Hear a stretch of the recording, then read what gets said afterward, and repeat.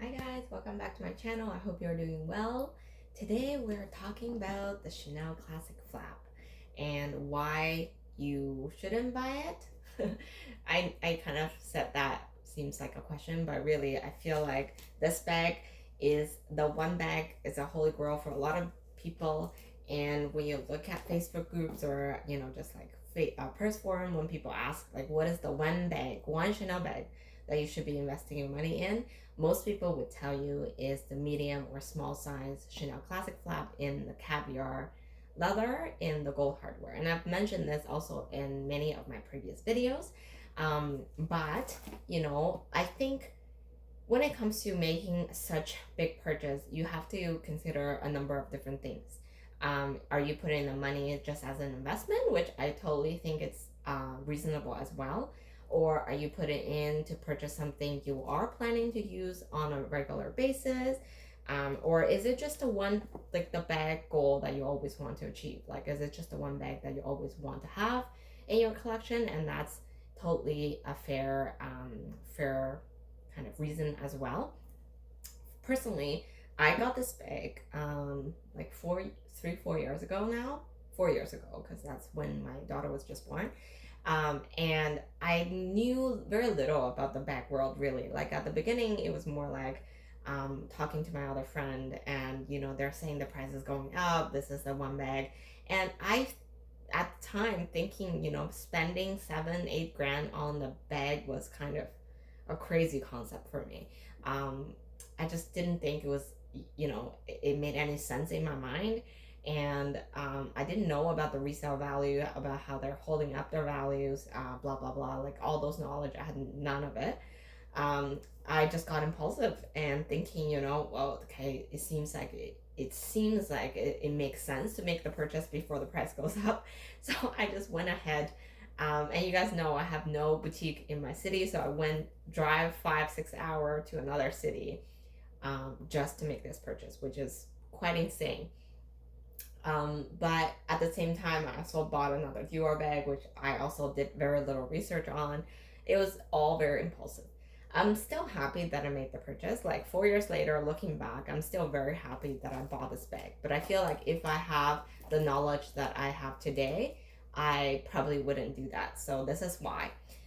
Nowadays, you guys, since I purchased bag, the price really skyrocketed. So at the time, I think it was still nice to be able to purchase from the boutique, but even for myself, when I went in the boutique, it was readily available. I didn't have to make a request. I didn't have to wait or anything like that. They had medium, caviar in silver and in gold available right there for me to choose. There was even like two, I think, in silver hardware. I didn't even think twice, to be honest, because I just look at two different bags and think this one kind of seems to be puffier, but it does actually tilt forward. So now I feel like if I can choose again, I probably examine a lot more carefully with the knowledge I have now. Um, but yeah, at the time I just paid for the bag. That was it. Like I didn't think much of it. But later, after I bought the bag, I think there was a few round of big increases to the point that at one point I think people were really desperate, and these classic flaps were sold out everywhere in every color just before the price increase. And it was really interesting because at the time the resale market was also crazy. I think those are the years that economy just got picked up, and it was like, people just have that extra cash to spend or something. So there was no classic flap in caviar leather, even in the lambskin leather, like available even on the resale market. If there were, they were being sold over retail price, which is crazy because nowadays, if you look at the secondhand market, they definitely went back down to below retail. Some people still try to sell around retail price, but I think it's getting more and more challenging when there are so many comparable kind of options on the market right now. You can get like couple-year-old caviar flaps for like a few thousand less than what you would pay in retail in a brand new condition. So there are just so many different options out there now that makes it harder to resell these bags or to kind of sell at retail or above retail even at one point. Anyways, so I feel like if I knew how the market was going to go and how these bags are retaining their value, I would probably at the time look at the resale market, and potentially pick newer bag, or a good option there. But again, obviously, I paid a pretty good price given that it was 4 years ago, and this bag is still pristine, has no wear whatsoever, because it's a caviar bag. But I do feel like these newer caviars, if I compare these to my kind of the more vintage mini caviars that I acquired, the leather feels a bit more stiffer, so it does feel a little bit more processed, in comparison. And I just feel like, compared to all my other bags that I purchased later on, this one definitely doesn't get as much wear as the other bags. I do still pick it up and use it here and there. I don't have to be worried about that because it's in a caviar skin. So I do wear it, to go out. It's very, very nice. It's just a statement piece, and it's really carefree. So I personally don't worry about it when I go out with this bag. I'll go to the restaurant, put it on the table, I just wipe it down. It's black. There's no concern when it comes to using this bag at all. It's more just like cost per wear. I feel like, my other bags are doing way better. Like, for example, my mini flap, I use that bag way more just because it's easier to wear crossbody.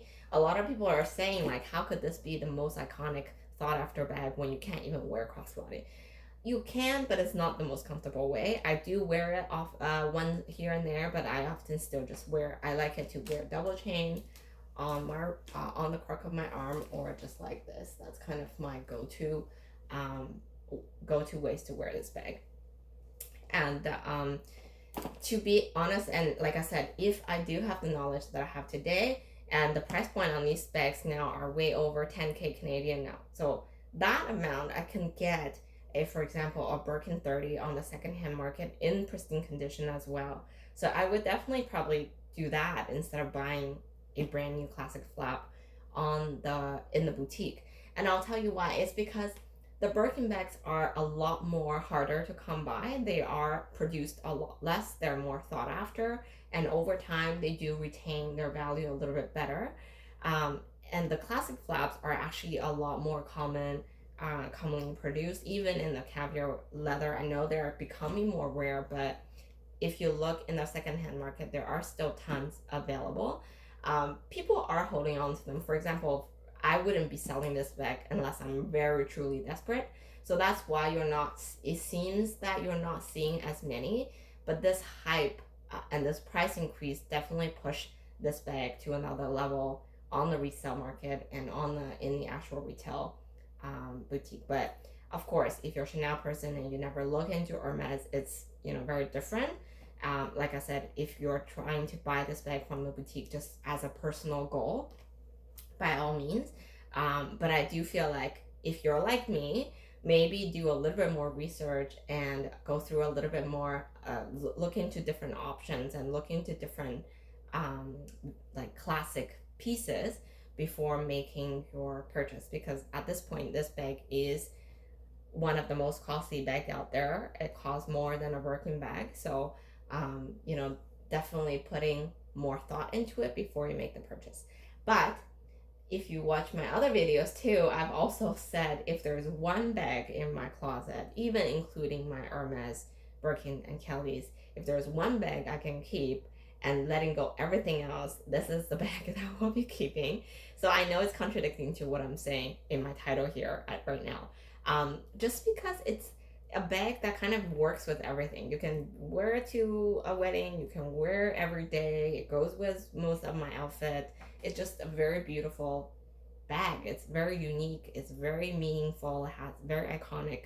A Birkin is nice, but at least mine is more of a big toe type. It's not, you cannot really bring this for a wedding, so in terms of versatility, I do feel like the classic flap is more versatile. So, that's just my, I know it's kind of contradicting to what I'm saying. I guess it's not, my title really should be why you should not buy a classic flap, but it's more like maybe why you shouldn't buy from the boutique. I do still think it's definitely a must have in every, like if you're bag person, if you're a purse lover, you should have one in your collection. But it really does not have to be in the caviar leather. It does not have to be like the most brand new. There are so many beautiful pieces on the vintage market. And I've said this previously as well. The older bags are actually better made compared to the newer ones in the boutique. So if you can come across one that's in caviar, that's vintage but in very pristine condition, I say go for that instead of going for the one in the boutique. But again, there are a lot of risk with buying secondhand, but that's a whole different topic. Anyways, I guess all I'm trying to say is think through your options before you make this really big purchase. But look how beautiful she is. Anyways, no regrets for me, but like I said, if I have my chance to do it again, I may consider other options. Okay, that's all for today. Thanks again for watching me and listening to my rambling about random things. I'll talk to you guys soon. Bye.